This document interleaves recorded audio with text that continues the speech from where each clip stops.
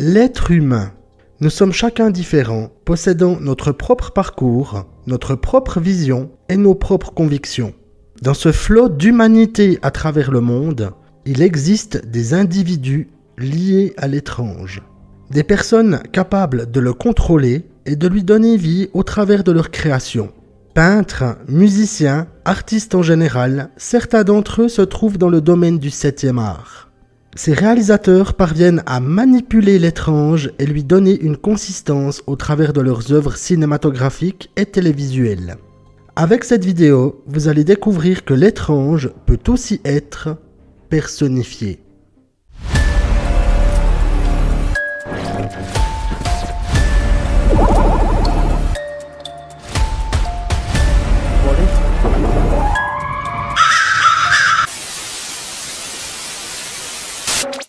Hey les fans de ciné, ici Critiqueur.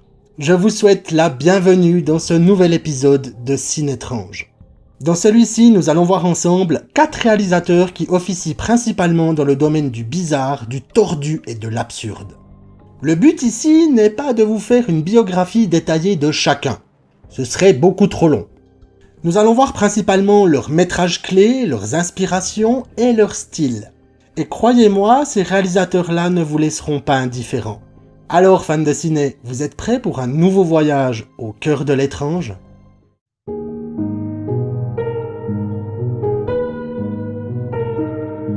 Le monde contemporain n'est peut-être pas exactement l'endroit le plus brillant où l'on puisse rêver de vivre.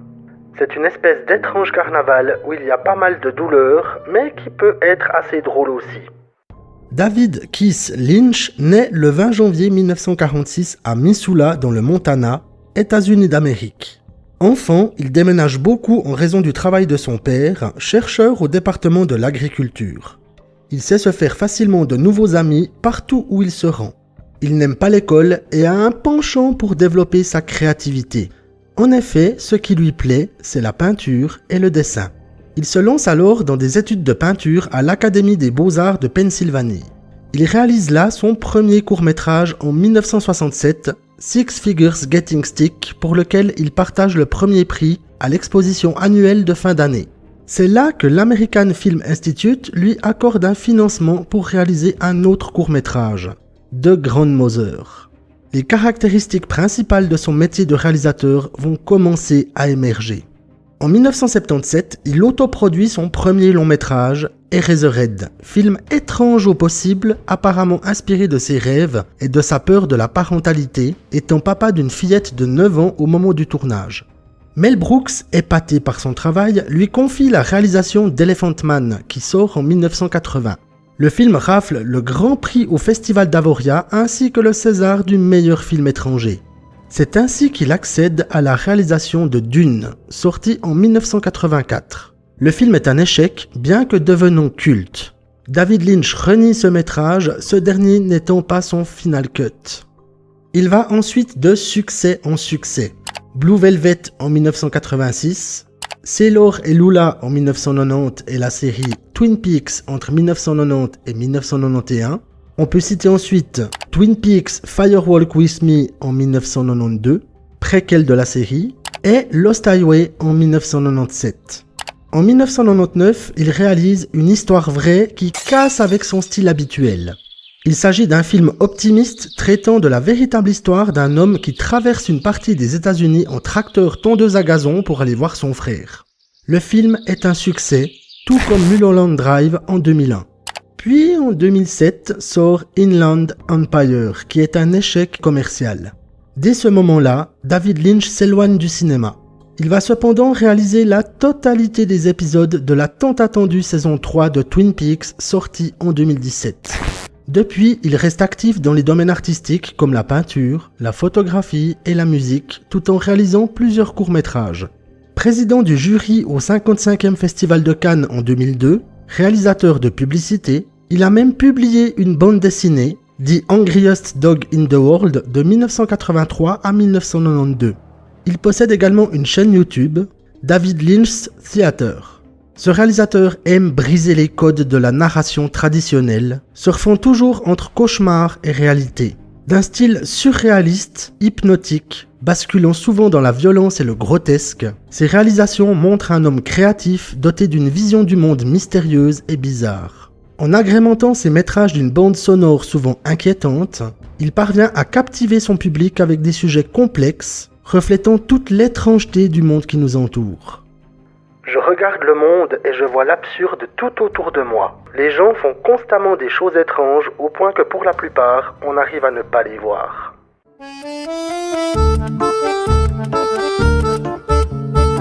Il n'y a rien de plus beau dans l'art que de ne pas réfléchir. Quentin Dupieux naît le 14 avril 1974 à Paris. Fils d'un garagiste, son père lui achète sa première caméra en 1986, puis à 17 ans, il acquiert un caméscope d'occasion. Il peut alors réaliser ses premiers courts-métrages amateurs. En 1995, il a accès à du matériel pro via son service militaire à l'école polytechnique.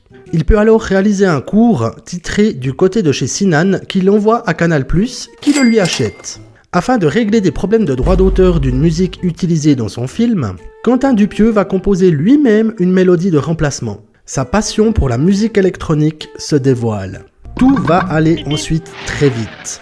Grâce à son père qui montre certains de ses courts-métrages au DJ Laurent Garnier qui habite en face de son garage, ce dernier propose à Quentin Dupieux de réaliser un clip pour l'une de ses chansons. Il l'intronise également dans le milieu de la musique électronique, ce qui lui permet de produire son premier EP et de prendre le pseudo de Mister Oiseau. Son single Flat Beat en 1999 est un succès mettant en scène la célèbre mascotte Flatterick. Avec l'argent des ventes, il finance son premier moyen-métrage, non-film.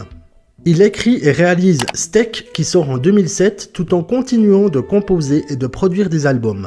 En 2010, arrive sur grand écran Rubber, suivi par Wrong en 2012, Wrong Cops en 2013, Réalité en 2014, Au Poste en 2018, Le Dain en 2019, Mandibule en 2020, Incroyable mais vrai et Fumée fait tousser en 2022, ainsi que Yannick et Dali en 2023. Artiste multifacette, Quentin Dupieux excelle en musique et dans ses réalisations. Dans toutes ses créations, il cherche à apporter au public quelque chose de nouveau, d'inédit et surtout d'étrange. Les codes rationnels et les structures établies ne font pas partie de son travail. Par contre, la notion d'aucune raison et de l'absurde, oui. Conscient que chaque spectateur est différent, il sait que ses métrages feront réagir chacun lors du visionnage. Il y a fort à parier qu'il n'a pas encore fini de nous surprendre et de nous faire voyager dans l'étrange avec autant de passion. La réalisation d'un film, c'est comme un rêve. Lorsque vous rêvez, vous établissez des liens très étranges entre des choses aléatoires et des personnes aléatoires.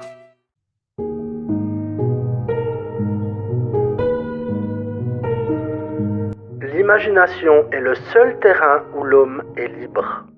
C'est en l'an de grâce 1900, plus précisément le 22 février, que vient au monde Luis Buñuel dans la petite ville de Calonda, en Espagne. Étudiant chez les jésuites jusqu'à l'âge de 15 ans, il s'en va 4 ans plus tard à Madrid. Il y fait notamment la connaissance d'un certain Salvador Dalí ainsi que d'autres artistes et intellectuels. En 1925, il se rend à Paris où il devient assistant réalisateur de Jean Epstein, notamment pour les films Mauprat en 1926 et La chute de la maison Usher en 1928. Et c'est cette année-là qu'il se rend quelques jours chez son ami Dalí.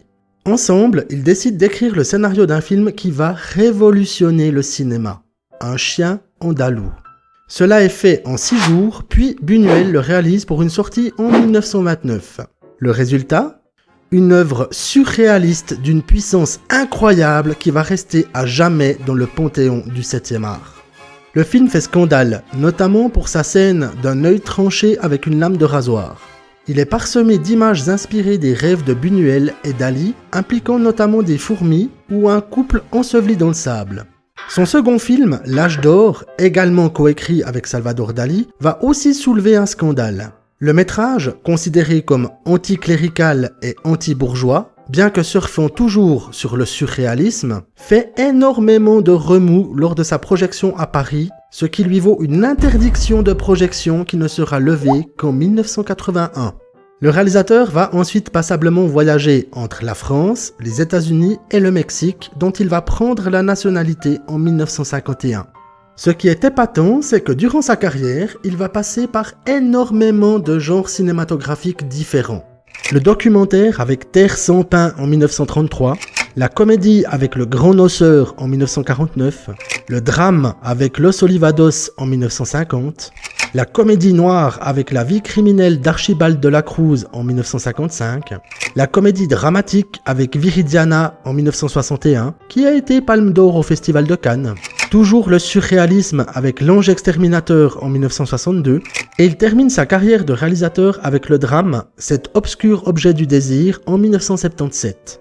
Luis Buñuel meurt le 29 juillet 1983 à Mexico, laissant derrière lui une veuve, un fils, des petits-enfants et un héritage cinématographique hors norme.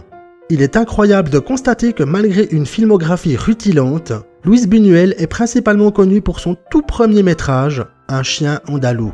Cela l'a définitivement ancré dans le domaine du surréalisme. Le réalisateur joue énormément sur le principe de mettre en image des séquences de rêves qui peuvent, parfois, tourner au cauchemar. Orientés anti-bourgeois, ses œuvres marquent par leur dénonciation brute d'une société où la liberté créatrice doit être mise en avant. Rien que son parcours prouve qu'il était un électron libre, insaisissable dans sa manière de penser et de réaliser. L'imagination est notre premier privilège, inexplicable comme le hasard qui la provoque. Toute ma vie, je me suis efforcé d'accepter, sans essayer de comprendre, les images compulsives qui se présentaient à moi.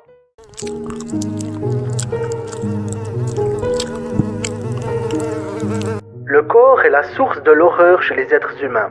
C'est le corps qui vieillit, c'est le corps qui meurt. Nous allons terminer notre tour des réalisateurs de l'étrange avec une sommité en la matière. David Cronenberg. Né le 15 mars 1943 à Toronto, au Canada, il a une enfance empreinte de lecture et de découvertes cinématographiques. Plus tard, alors qu'il étudie les sciences tout en ayant un diplôme de littérature en poche, il s'essaye à la réalisation de 2 courts-métrages, Transfert en 1966 et From the Drain en 1967. Puis arrive son premier long-métrage, Stéréo en 1969. Après la réalisation de plusieurs téléfilms au début des années 70, il revient avec de nouveaux films pour le grand écran. Dans ceux-ci, on peut notamment citer un métrage particulièrement étrange, Chromosome 3 en 1979. L'histoire traite d'une nouvelle forme de médecine permettant l'extériorisation des troubles mentaux. Tout commence à dégénérer quand une femme usant de cette méthode met au monde des enfants mutants et meurtriers. Ce film est l'un des plus personnels du réalisateur, et pour cause. Durant un divorce particulièrement difficile, son ex-femme faisant partie d'une secte antipsychiatrique et voulant entraîner leur fille dans celle-ci, Cronenberg dut se résoudre à kidnapper sa propre fille pour la sauver. Bien que des films comme Scanner en 1981, Vidéodrome et Dead Zone en 1983 soient des succès, c'est avec La Mouche en 1986 que David Cronenberg passe un cran au-dessus et devient connu et reconnu sur la scène internationale. S'ensuivent Faux Semblant en 1988, Le Festin nu en 1991, tiré d'un roman réputé inadaptable, Crash en 1996, ou encore Existence en 1999, fable organique sur la frontière entre le réel et la fiction dans les jeux vidéo. Depuis les années 2000, il passe à des métrages plus dramatiques, non sans conserver son style. On peut noter A History of Violence en 2005, Les Promesses de l'ombre en 2007, Map to the Stars en 2014, ou encore Les Crimes du futur en 2022. Son prochain film, reprenant des standards plus horrifiques, The Shrouds, est prévu pour 2024. Président du Festival de Cannes en 1999 et président du jury au NIF en 2018, David Cronenberg est un réalisateur qui possède un style très personnel qu'il développe déjà dans ses 2 premiers courts-métrages. Usant d'effets visuels poussés vers le body horror et utilisant le corps humain comme terrain d'expérimentation, il offre au public une vision à la fois extrême mais terriblement réaliste de l'être humain. Aimant également surfer sur la frontière entre le réel et l'imaginaire, notamment en nous présentant des œuvres de science-fiction dérangeantes, il ne manque pas non plus de critiquer les faces sombres de l'industrie cinématographique dans plusieurs de ses métrages. C'est un réalisateur qui a encore, je l'espère, beaucoup à offrir au cinéma. La normalité est une expérience plus extrême que ce que les gens veulent communément admettre. Difficile de faire un résumé du travail incroyable de ces 4 réalisateurs. C'est en écrivant ces lignes que je me rends compte à quel point cela est fastidieux de résumer des décennies de carrière en quelques minutes de vidéo.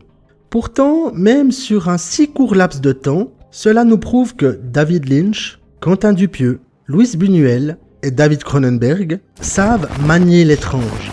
Leur métrage atypique, dérangeant et parfois hors du temps et de la compréhension reste gravé dans nos mémoires comme un rappel perpétuel que nous vivons dans un monde bizarre, où même la normalité la plus banale peut paraître étrange.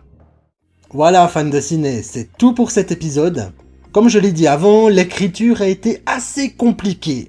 Le but était de vous faire découvrir ces réalisateurs et de vous donner envie de creuser leur carrière. J'espère que c'est chose faite. N'hésitez pas à me laisser un commentaire pour me dire quel est votre réalisateur préféré et quel est son film qui vous a le plus marqué. Vous pouvez également me laisser un bon vieux pouce bleu si la vidéo vous a plu, ainsi que vous abonner à la chaîne si ce n'est pas encore fait. Ça fait toujours énormément plaisir. Et n'oubliez pas, l'étrange, ce n'est que la normalité à un autre niveau. Prenez soin de vous, à très bientôt pour une nouvelle vidéo, et comme le veut la coutume, bon visionnage. Et je laisse le mot de la fin à Monsieur Cronenberg. La perception d'un film dépend de l'instant où vous le voyez.